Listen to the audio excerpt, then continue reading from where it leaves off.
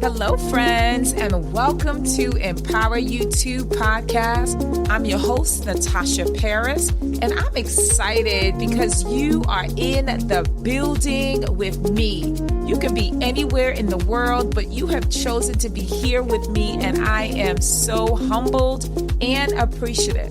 Let me tell you about this show. Each and every single week, we continue to empower you to greatness that is truly going to help you, whether you are a person that have experienced a heartbreak, have gone through a divorce, or have endured levels of trauma of any kind, or you're just a person trying to rebuild their life and themselves, and now you are finally ready to live a life full of abundance, joy, and peace, then this show is for you. So with that said, thank you again for being here. I am extremely grateful. I'm excited to be on this journey with you because together we are empowered for greatness. You ready? Let's go. Hello, my friends, and welcome to Empower You 2 podcast. I am your host, Natasha Paris, the empowerment strategist, and I am so excited, as always, to come before you to really share some information that can really support your growth as well as your healing. Because what I know for sure is that many individuals, including myself, have gone through some things that we really felt like it was going to be the end, right? But oftentimes, it is not the end. It is an opportunity for us to grow. It's an opportunity for us to become the best version of ourselves if we make a decision to do so.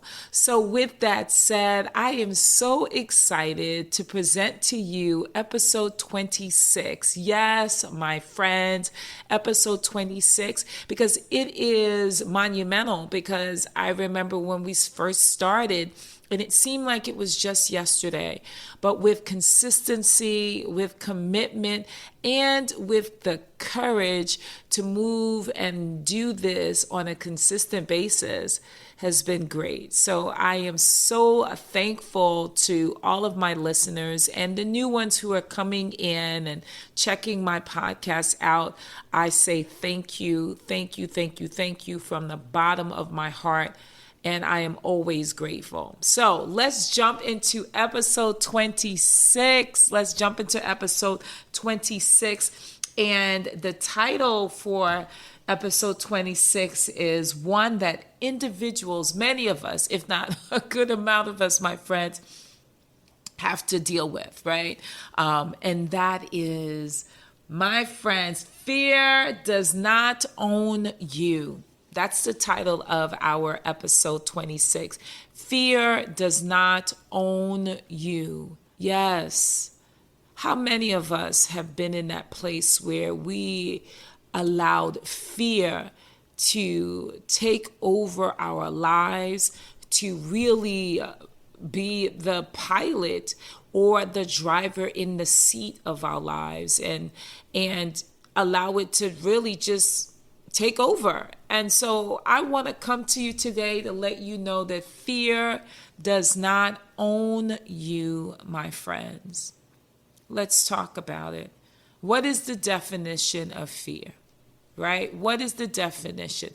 Well, according to Webster's dictionary and Google, fear is a natural emotional response to perceived threats or danger. Okay? It is an instinct that is designed to protect us. God makes us so amazingly wonderful, right? And fear is something that is designed to protect us from harm. When we feel fear, our body prepares for fight or flight. In other words, it prepares to actually fight off the harmful behavior or the threat that's coming towards you, or it prepares your body to run like no other, okay? And so these are emotions and responses from our bodies. And it helps us to react quickly to either confront the threat or escape it. That is the Google definition of it, to actually fight it off or escape from it. But how many of us, and I want you to really, really look at yourself, how many of us have decided to allow fear to be a constant emotion, to be our friend, to be our partner, to be our guide, to be our guide? Well, I had a client, and for those who don't know, who are first time listeners, congratulations. Thank you so much for being part of my community of individuals wanting better for their lives and wanting to do something different, right? Stop doing the same old, but expecting different results. Because what do we call that? My friends, we call that insanity. Yes, we do. We call it insanity. So I had a client come into my office, and she was, my goodness, riddled with fear. She had fear of going outside. She had fear of being in a relationship. She had fear of looking in the mirror. Yeah, that's pretty extreme. And so when I unpacked her life and her childhood, because it always starts from childhood. I'm going to be honest. Look, I've been doing this for 24 years. And what I've come to realize is that oftentimes when I see individuals who are dealing with fear, levels of anxiety, levels of trauma, of course, I always say their origins to it. But when we really delve in deeper, there's some childhood experiences or situations that have happened in that person's life to cause them to become the person they are now. You know that song, I woke up like this, I woke up like this. Come on, Queen Bee, right? Yes, we did not wake up like this. We did not wake up riddled with fear. We did not wake up full of anxiety and frustration and panic attacks and sadness and depression. We did not wake up like that, my friends. We did not. And so when I say that this woman came into my office, it was a lot for her to even come in. And when I began unpacking her belongings, her baggage, I came to understand that she was meant to be fearful. And when I say meant to be fearful, she was taught, that's the better term. She was taught to be fearful because her mother consistently watched the news. Her mother had her own fears, consistently watched the news, and she was so overly protective of her. She kept saying, well, look, you know, you can't go outside, and if you go outside, you're going to fall and hurt yourself. If you go outside and hang out with your friends, they're going to give you drugs. If you go outside, men will hurt you. So stay home with me. Yeah, talk about enmeshment. Yes, that's a clinical word for too close, too close, right? Causing dysfunction and causing an individual difficulty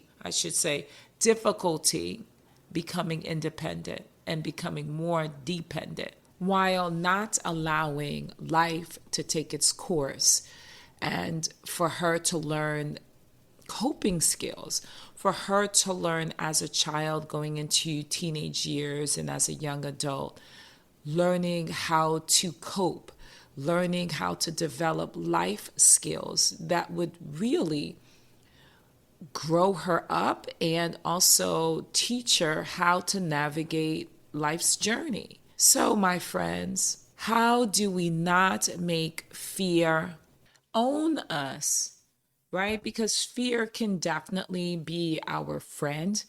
because it allows us to have this level of adrenaline to either fight or flight, right? It's a defense mechanism, but it is not something that we should have on a consistent basis because of the mere fact that it does something to us physically when you're constantly exerting this high level of energy, this high level of adrenaline, right? Because what I know for sure is that although fear is natural and necessary, my friend, excessive and irrational fear can be detrimental to our well-being. Really, it can. It can lead to avoidant behaviors like actually going outside and enjoying your life, anxiety disorders, phobias. I had a client that just had difficulties walking on the street to the point where she had a phobia of the cracks within the sidewalks. Yes, this is true. And so that was very much, it started off as a small anxiety and became so much larger. And then also, one of the things that I also know is that anxiety over time, right? Fear over time, for no specific reason, can really have a large impact on your physical health. It can also create these levels of irrational thoughts. Oh my goodness. And so what I often say to my clients and I say to my scholars is that fear, the acronym is for fear, is false evidence appearing real. And I'm going to say that again. Fear is false evidence appearing real. Because, my friends, you have this false evidence that something is going to happen when in fact it has not happened, but it appears so real. It appears so true that you choose to believe it, right? Do not give into fear. Do not give into fear, because fear is the opposite of faith. Yes, because faith is the evidence of things hoped for. So, my friends, what does the Bible say about fear? Well, in 2 Timothy 1:7, it says, "For God gave us a spirit not of fear, my friends, but of power and love and self-control." And then, of course, Isaiah 41:10 says, "Fear not, for I am with you, my child.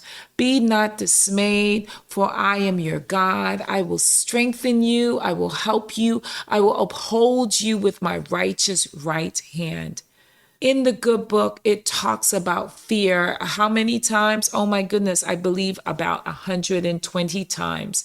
Because what we know is that the mind will go in that place of fear, but we have to make a decision not to be fearful, but to live in a way that is abundant. We have to change our mindset. We have to change what it is and how we do things, because fear cannot, and it cannot control you. It's there to protect us, but it cannot control you, because oftentimes people believe that it owns them. So, my friends, let's talk about how to combat fear. Let's talk about it. The first thing, I'm going to give you 7 key nuggets, golden nuggets that you can just digest from. And then, of course, I'm going to give you your empowerment assignment for today. Okay, so I can't wait to talk to you about that. All right, so let's talk about it. What we know for sure is that there are strategies that can help you overcome and combat fear. The first is, I often say this, identify and understand where your fears are coming from. What are your fears, of course, first?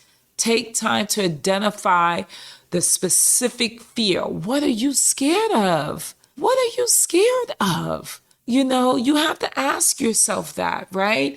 And then you have to try to understand what the root causes of that fear is. I've had a friend who was fearful of getting into a committed relationship. And when you unpacked her bags, it was because she saw her parents Really, they loved on one another, but then out of nowhere, abruptly, they decided to part ways. That was extremely traumatic for her.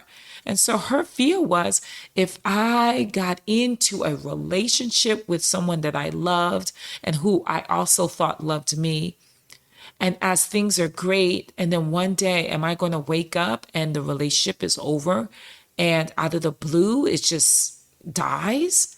So that was her fear. So really, my friends, uncover what are your fears. Let's write it down. I told you in the very beginning of our podcast, episode 1, that it was important to have a journal, to be able to write things down that only you can see, and of course, God, right? So, first, identify and understand your fear, right? And then, second, challenge those negative thoughts, my friends. Fear often involves negative thoughts. That's why the Bible talks about protecting your mind. Protect your mind at all costs, because that is where the battlefield happens. All of the battles happen in your mind. So what I want you to do is take a step back and stop assuming the worst, right? Evaluate the evidence of those thoughts. Where are those thoughts coming from? When you have a negative thought, do not sit back in your reclining chair with no television on, but there is a TV on, and that television or movie screen is in your head. Because guess what you're doing? You're entertaining the thought by looking at it in your head, by listening to those voices or voice in your head, right? And having popcorn and just sitting back and looking at all the drama, all of the suspense that is going on in your head, right? So I want you to challenge those negative thoughts, right? And start asking yourself, are they rational? Are they supported by facts? Or are they based on irrational, exaggerated beliefs about that person or that thing? And then I want you to challenge and replace those negative thoughts with more positive and realistic ones. I'm going to say that again. Replace the negative thoughts with more rational, evidence-based, and pure, loving thoughts. Yes. You're going to have to make a decision that you're going to change the direction on where your thoughts are going. Because when that negative thought comes in my head, it's like a tennis match. I'm knocking it out. It keeps coming back. I'm knocking it out until I eventually win, right? It takes you making a decision and building that muscle where you're knocking those negative thoughts and you're challenging those negative thoughts. Third, my friends, educate yourself. Sometimes fear arises from a lack of understanding or knowledge. Educate yourself about the object or situation that causes you fear. Learning more about it can help really decrease and reduce the fear. And what do I mean by that? When I say educate yourself, I mean that if you are fearful of getting on a plane. Yes, I was on a plane this past week and I went to see Queen Bee, Beyonce, in her hometown of Houston. It was amazing. I took my daughter there. And then also we celebrated my bestie's birthday there as well. So it was a great time. But I often hear people say, I am afraid of flying. How many people have said that to themselves or heard someone say that? Yeah. And so if you really educate yourself about airlines and planes, they say it's actually one in almost more than 1 million chance that the plane would go down. I think it's much more than 1 million. You are more likely to get into a car accident than you would a plane crash, right? So taking those into consideration and doing your research and educating yourself makes a world of a difference. Number 4, I say this often in all of my podcasts, all of my topics and episodes, is it's important for you to practice relaxation and have some techniques in which to do so. If you've been listening to my Empower You to Affirmation series, oh my goodness, we talk a lot about it and we actually practice it. We practice relaxing. We practice breathing. Those are all of the things that you should be able to do when you are trying to combat those irrational thoughts and that false evidence appearing real emotion, fear. Okay? So practice relaxation, meditation, prayer, and spending time alone. Spending time alone, just breathing deeply, inhaling and exhaling. See, I'm going to jump right into an affirmation series. Look, just go back and listen to it. It's in episode 25, right before this one. And I have many others, okay? Number 5, my friends, gradual exposure will help desensitize that fear. Remember I told you about a client of mine that had difficulty walking on the streets, the sidewalks?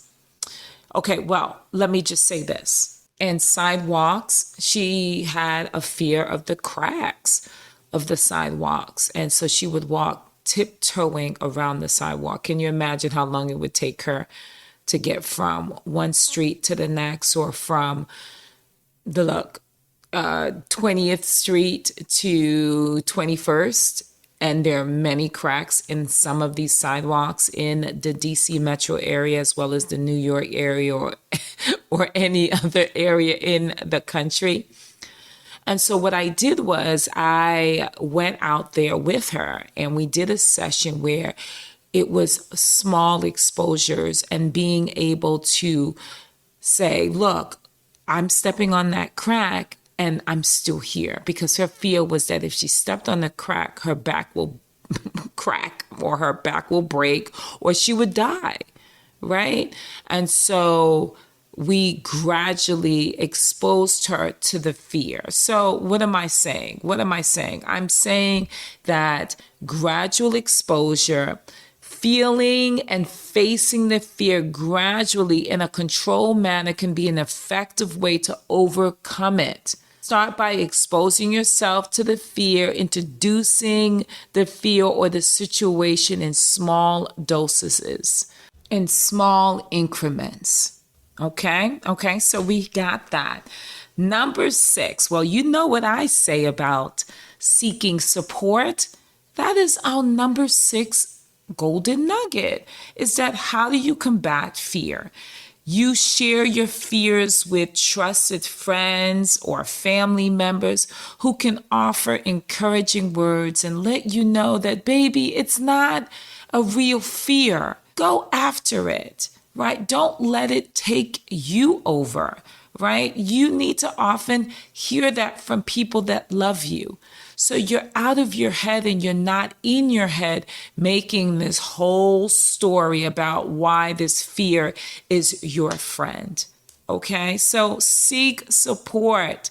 Definitely seek support. And if your family and friends do not understand you, I often say seek professional support, not someone that can professionally give you advice, because that's not what we do.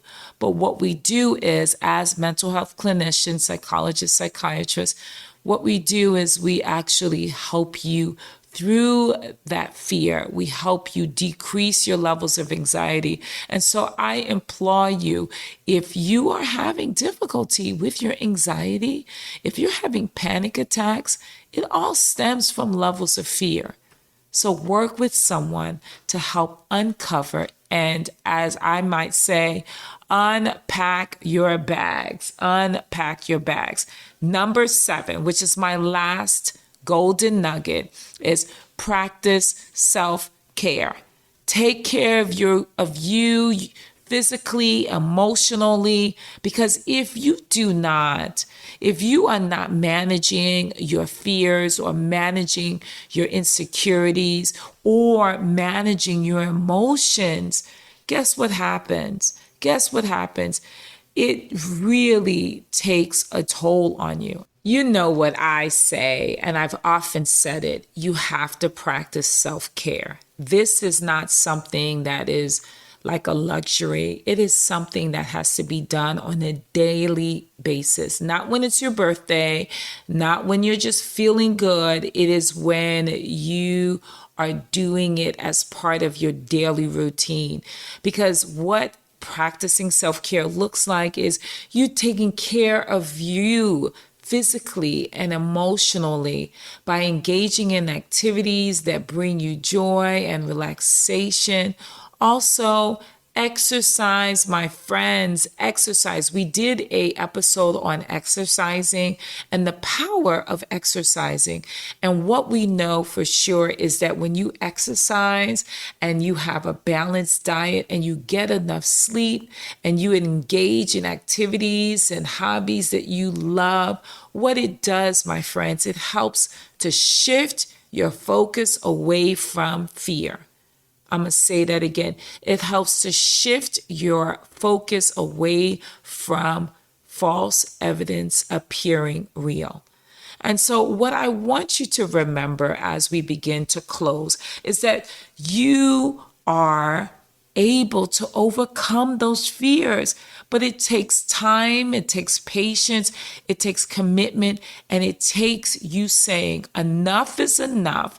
I'm not going to let my fears control me. I'm not going to let my fears own me, right?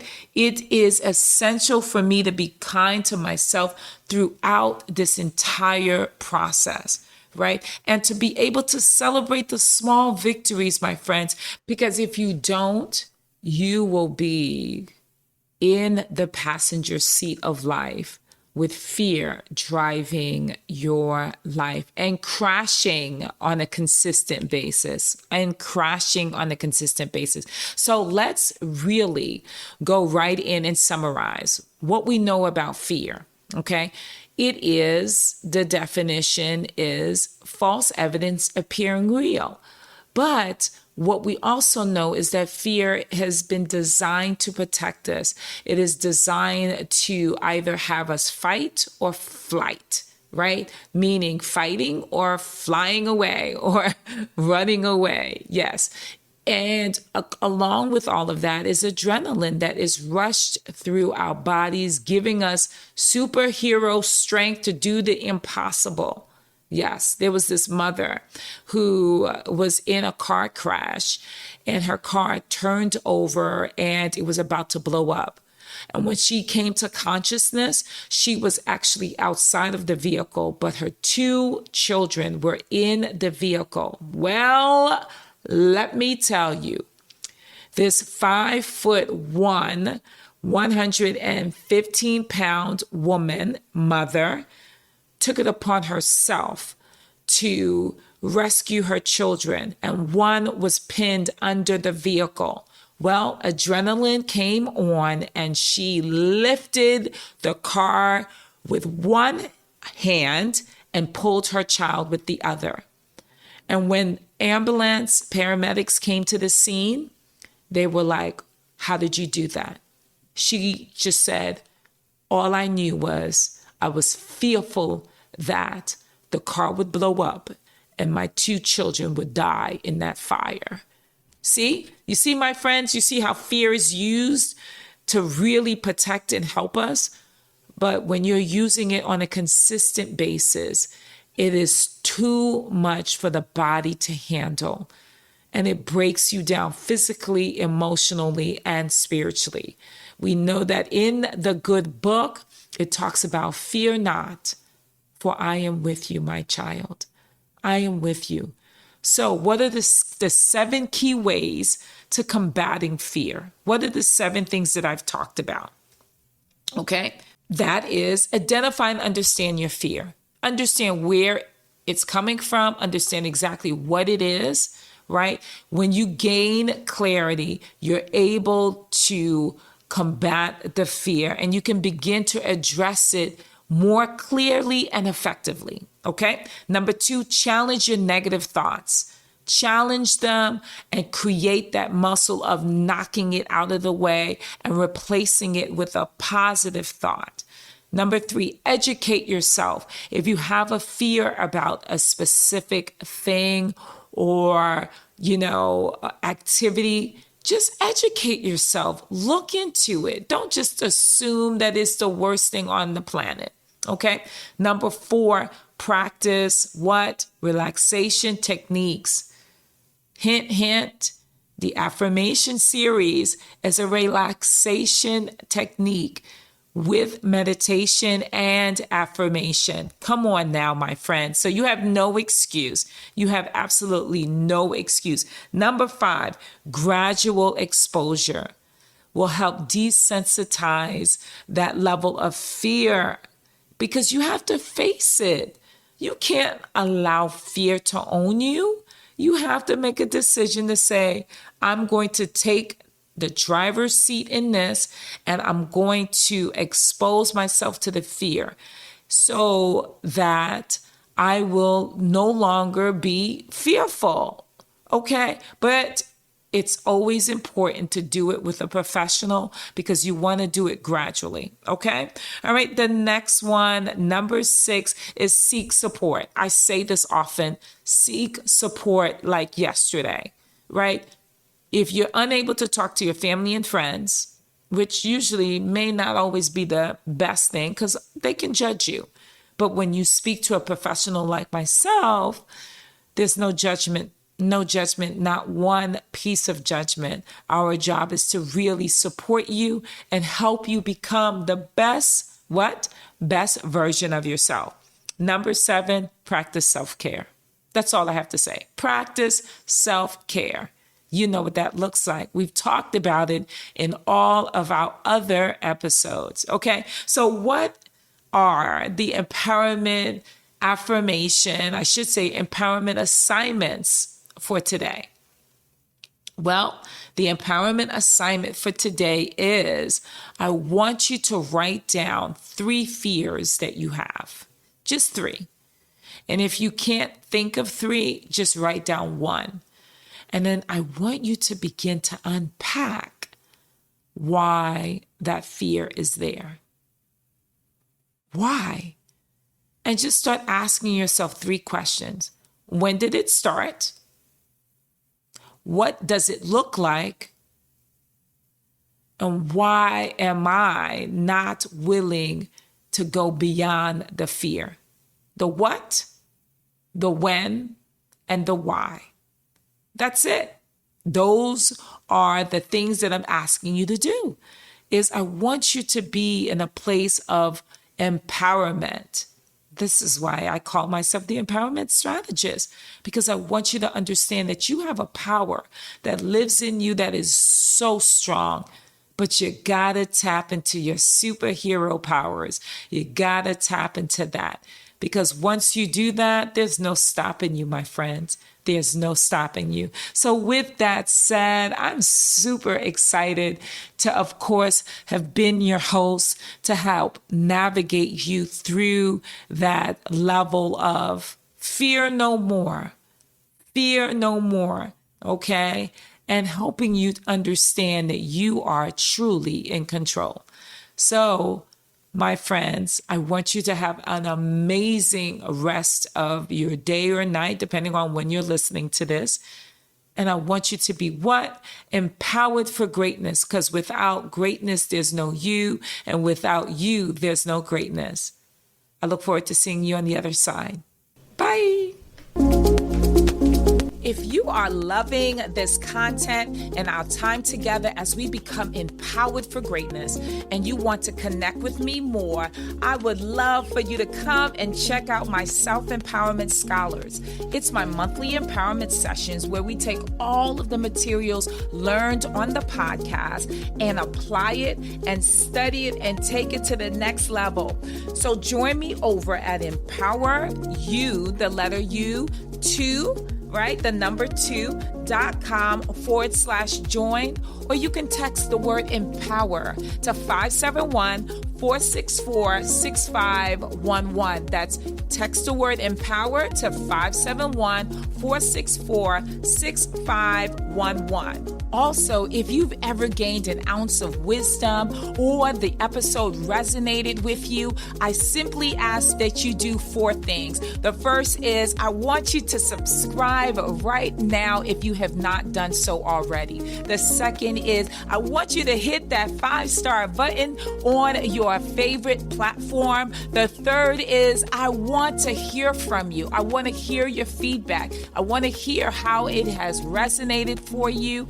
In addition, the last, I want you to share this message with someone. It allows us to spread the message of empowerment to those who are desperately in need. So I look forward to seeing you on the next episode, and I want you to be what? Empowered for greatness. See you soon. Bye.